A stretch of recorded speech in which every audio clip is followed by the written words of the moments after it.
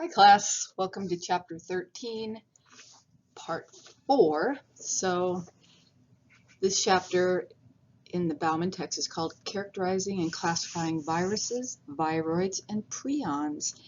This video will talk about eukaryotic or animal cell replication of viruses. So I've updated our SARS-CoV-2 cartoon a little bit. So we've been looking at this cartoon for in the last 3 videos. So let's take a look. Here's the host cell. So this would be the intracellular fluid of the host cell. And then this would be the extracellular fluid or the outer environment. And then these guys, phospholipid bilayer. And then in our host cells, so for example, our respiratory epithelial cells, which is where the virus attacks. So in our respiratory epithelial cells, we have these protein receptors. This one's called ACE2, and it's this green thing sticking out of our respiratory epithelial cells. And then we have this purple protein, TMPRSS2, also sticking out of our respiratory epithelial cells. And then here's the coronavirus 2. So we've been saying that these blue tulip-like structures are attachment proteins, aka spike proteins, and they can attach to the receptors here on our host respiratory epithelial cells. The coronavirus is an enveloped virus, so here is the envelope, this blue part in the cartoon, that's the envelope. And then deep to the envelope is the nucleocapsid, which is represented by these orange balls. So these are proteins. And then, so it kind of wraps around the nucleic acid, which in the coronavirus case is a single-stranded RNA. So in the last video we did viral replication of in bacteria. So we said here's a bacteria. It's a bacillus because it's a rod shape. It's got its single circular double-stranded DNA chromosome inside, and here comes the virus. Beep, beep, beep, beep, beep, beep, beep, beep. It looks kind of like a lunar landing, some kind of lunar module, but it lands on the bacteria.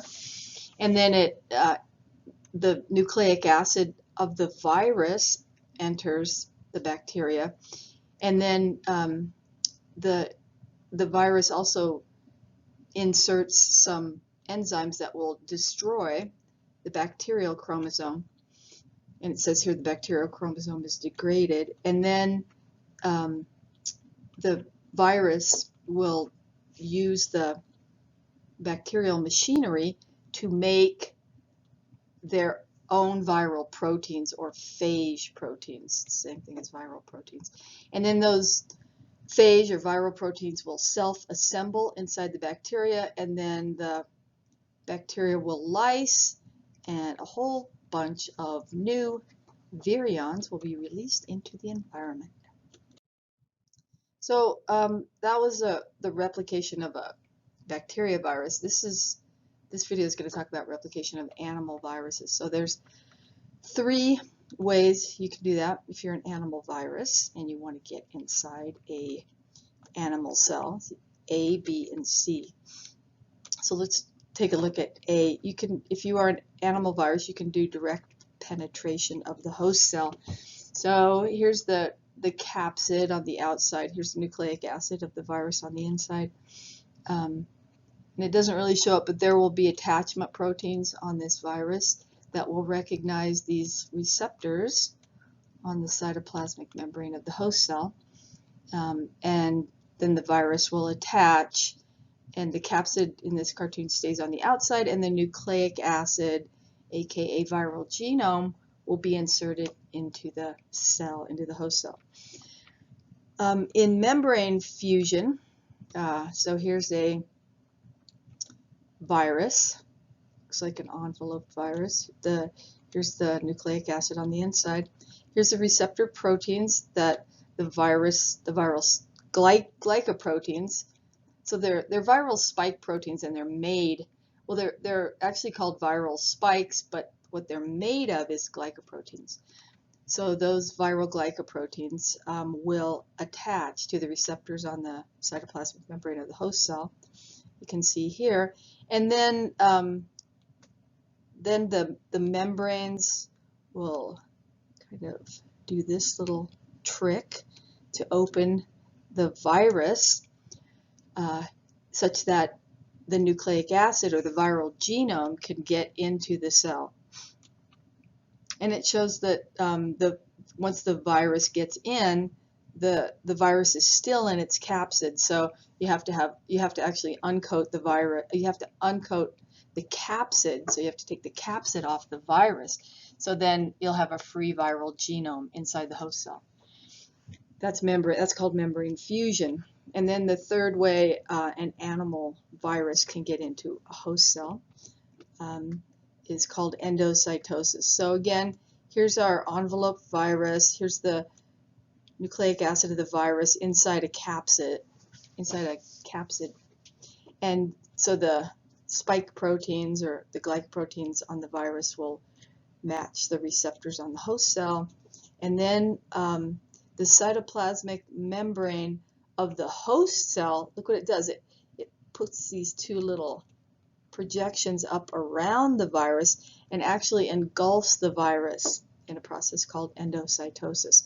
And now, check this out. The envelope and the capsid and the nucleic acid is all inside the host cell. So then you have to de-envelope or open the envelope.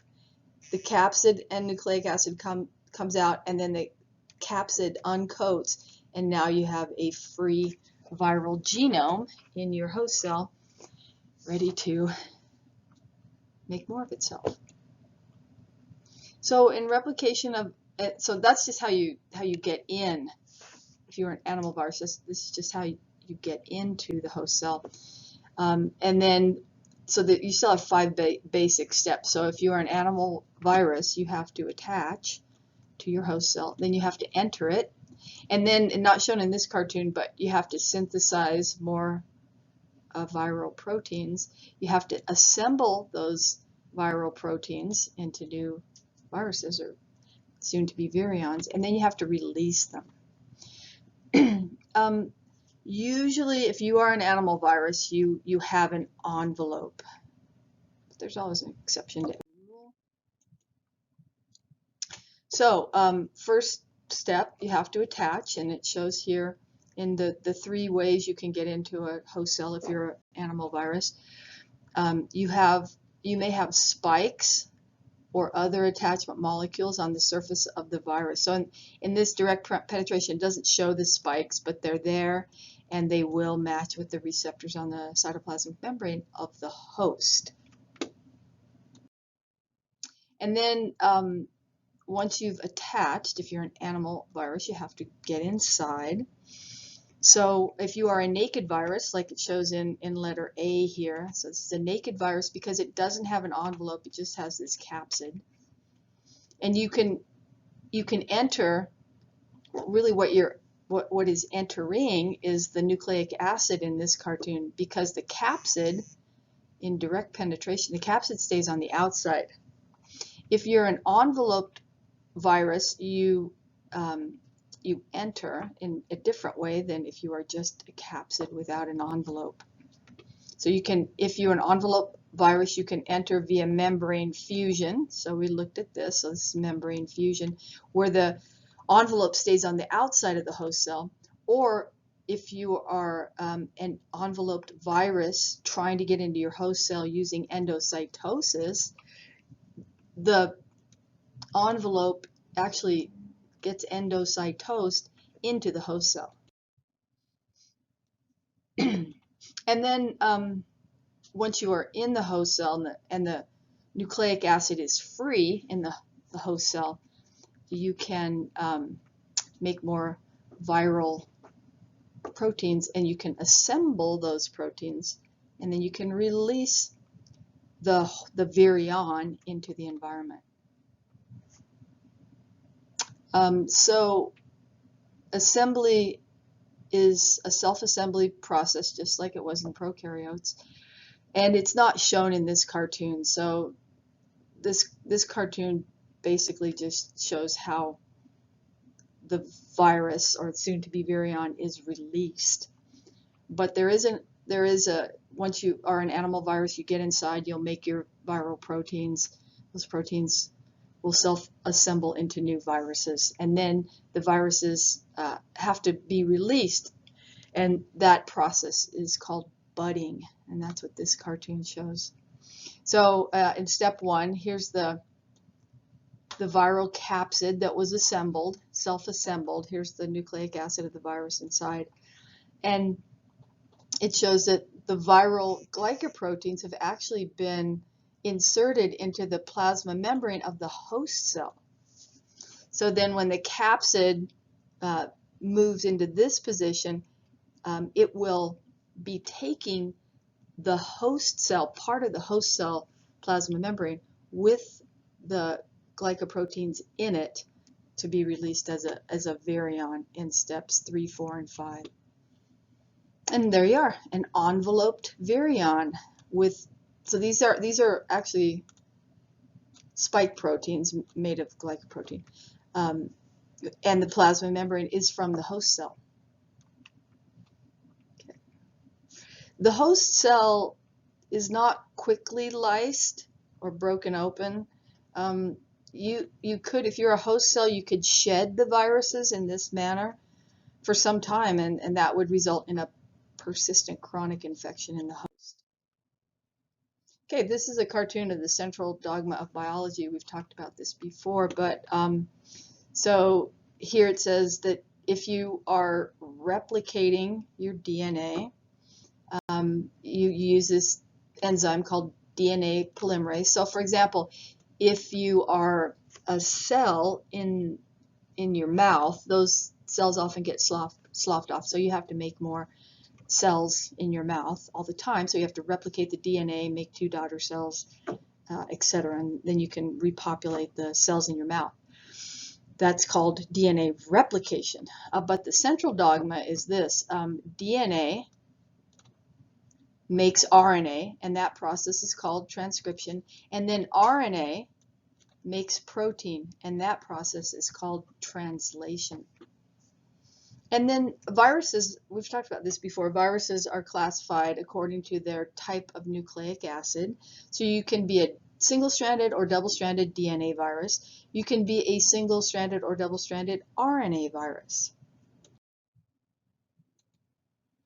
Okay, so in this cartoon, we'll talk about viral replication. So if you are a DNA virus, you can start making viral RNA, and then taking that viral RNA and making viral proteins right away. If, however, in this cartoon, it shows if you are a positive sense RNA, you have to use this enzyme, and this comes with you in the package of viral nucleic acid. The viruses will also insert reverse transcriptase into the host cell, and then you can make that plus sense viral RNA into DNA, and then you can start making viral RNA and then make viral proteins from that.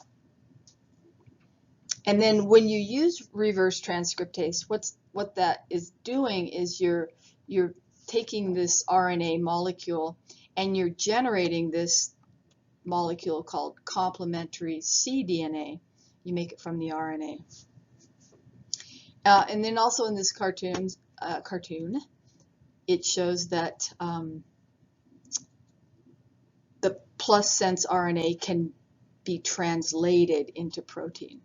And then it shows if you are a virus and you are a negative sense RNA virus, you use an RNA polymerase to make this positive sense RNA, which then can be used to make viral proteins. So this is what the coronavirus is. So coronavirus is a positive sense single-stranded RNA virus. And this cartoon is a little misleading for coronavirus because coronavirus does have an envelope, and this just shows a capsid. But positive sense single-stranded RNA viruses, they can act directly as messenger RNA. But in some positive sense single-stranded RNA viruses, you have to make a complementary negative strand. So here's the positive sense single-stranded RNA virus. The virus also will insert viral RNA polymerase so they can take the positive sense RNA virus, use a RNA polymerase, and make a complementary negative single strand RNA to act as a template for more copies of positive sense single-stranded RNA, which then can go on to make be translated into viral proteins, and then those viral proteins can self-assemble. Sorry, boy, okay, I didn't write proteins very well because it's really hard to print with a mouse. But anyway, those viral proteins can self-assemble into a new virus to be released as a virion. And then here's the cartoon for negative sense single-stranded RNA virus and the cartoon for a double-stranded RNA virus. So you can look at that. It's also in your book, but we won't be testing on this material. Okay, so this is a cartoon of a eukaryotic or animal cell, and it just shows here's the infectious virus on the outside. It's got an envelope. It binds to the host cell, and then it fuses and enters the host cell. So this looks like an endocytotic process. Here's the nucleic acid, the RNA, from inside this nucleocapsid, and then you do this process using reverse transcriptase called reverse transcription to make DNA from RNA, and then that viral DNA gets inserted into the host genome, and then the host can actually transcribe and translate the viral genome into these viral proteins. They assemble into a virus and then they bud. Of interest, HIV is a retrovirus. Coronavirus is not a retrovirus. So because viral replication uses the cell structures, the host cell structures, any strategy to treat viral diseases that involves disrupting viral replication could disrupt our normal cellular replication process replication processes as well. So that's why it's difficult to treat viral diseases, because when you treat a viral disease by inhibiting its replication, you're also inhibiting your own replication machinery in your cells. So there's this concept called latency of animal viruses. So some viruses like chickenpox and herpes can remain dormant in cells, and they're called, when they're doing this, when these viruses are dormant in cells, they're called latent viruses, or they're also called proviruses. They could be latent for years, just living in your cells. There's no viral activity. Some of these proviruses, they don't get incorporated into your host chromosome, and they're called latent unincorporated viruses. If the viral nucleic acid does not incorporate into the host chromosome. Some proviruses are incorporated. That means the viral nucleic acid did incorporate into the host chromosome. So now we're going to look at this antigenicity of viral spike proteins. So let's take a look at this cartoon. It's from your book. This looks like this virus is getting, well, it looks like the virus has fused, so done a membrane fusion. So this guy on the outside, this is the virus. Here's your host cell. So this is the intracellular fluid of your host cell. Again, it's hard to write with a mouse. And then, so here's the virus. The single-stranded RNA molecule in its helical capsid is coming into your host cell here. And then the envelope is left on the outside. But of interest in this, for this slide, are these spike proteins called hemagglutinin and neuraminidase. So these are the spike proteins actually that B cells, remember B cells, oh, no, we haven't done B cells yet. So cells in your immune system, B cells and T cells. B cells make antibodies. We'll talk a lot more about this later, but here's a B cell, and then it's got this thing on it called a B cell receptor, and the B cell receptor can recognize these antigens. So neuraminidase and hemagglutinin, which are spikes on the virus, are generally called antigens. So this virus is antigenic. The viral spike proteins actually are antigenic. That means that they can be recognized as antigens by immune system cells, specifically in this cartoon, B cells with their B cell receptors recognizing these antigens.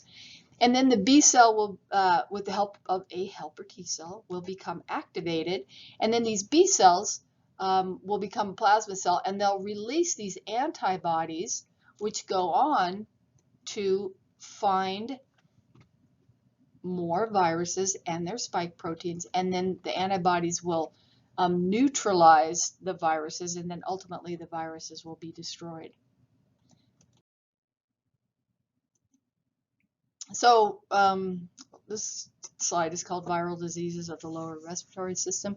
So today's flu virus, there's a fever, pharyngitis, all these signs and symptoms of today's flu virus.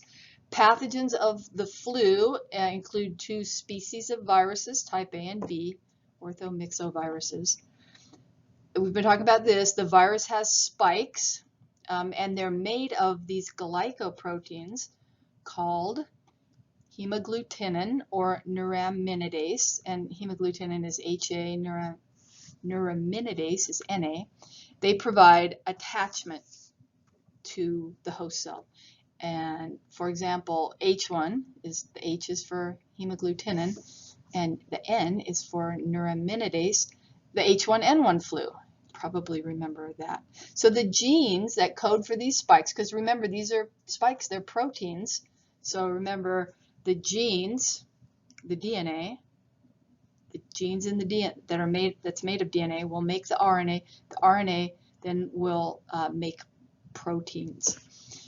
So, and these proteins are the spikes. They're very variable. So we get a new strain of flu every year. So these hemagglutinin and neuraminidase, they'll change their shape a little bit from year to year. So the B cells, you'll have to have a whole new set of B cells and their B cell receptors to recognize the new strain of flu and then make new antibodies every year.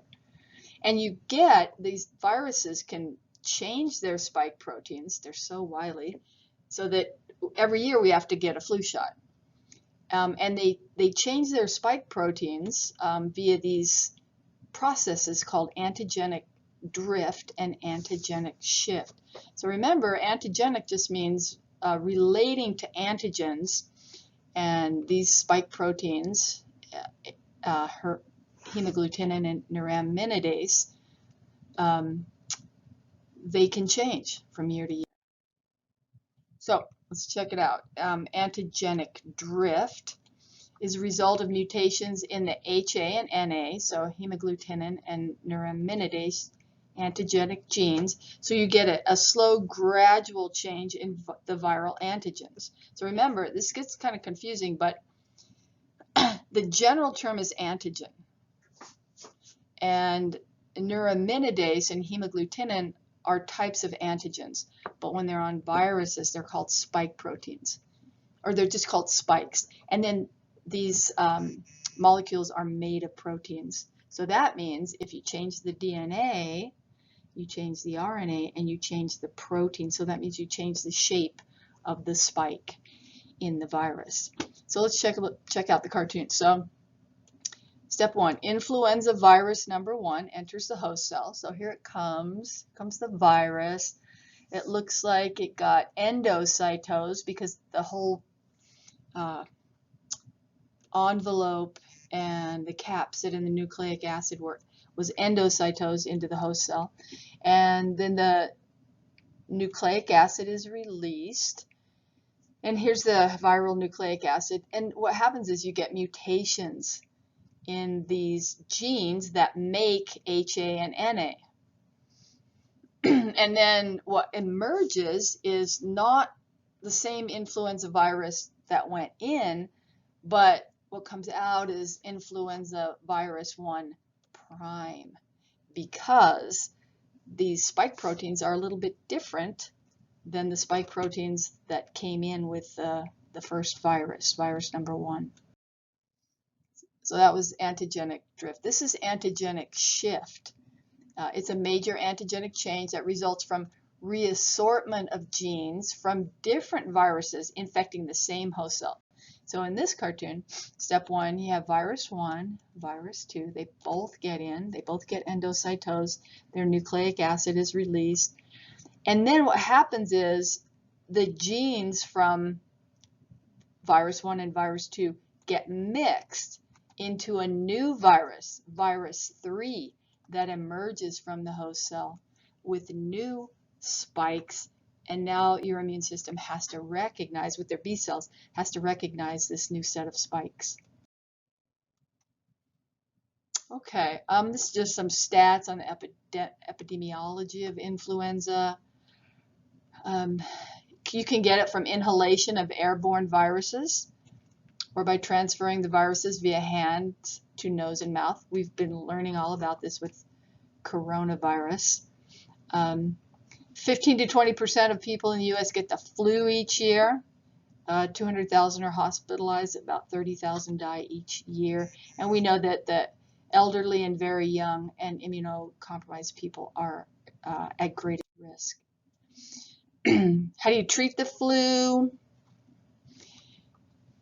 The CDC recommends this thing called Tamiflu or Relenza, which you can inhale, but you have to take it within the first 48 hours.